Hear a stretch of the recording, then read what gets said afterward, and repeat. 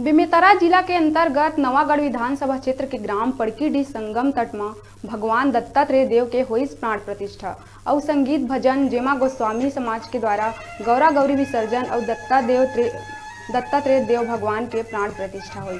कार्यक्रम में 2 दिवसीय रखे गए रही, जेमा शामिल होए बर जिला पंचायत सदस्य प्रज्ञा निर्वाणी, बाल कुमारी ध्रुव, जनपद पंचायत सदस्य सुकलहीन बाई शामिल हुई, जेमा जिला पंचायत सदस्य प्रज्ञा निर्वाणी मंदिर प्रांगण बोर पंप खनन और पचरी निर्माण करे के घोषणा करी।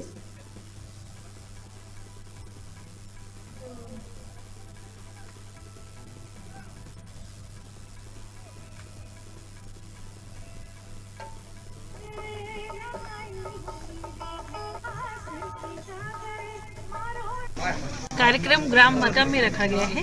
भगवान दत्तात्रेय जी का आज प्राण प्रतिष्ठा हो रहा है, तो ये सामाजिक कार्यक्रम है और यहाँ आके मुझे बहुत अच्छा लगता है। पर गौरा गौरी उत्सव और भगवान दत्तात्रेय जी का जयंती का 2 वर्ष का कार्यक्रम है। प्रतिवर्ष की भांति यहाँ बहुत अच्छा एक आयोजन गोस्वामी समाज और सर्व समाज के सहयोग से किया गया है।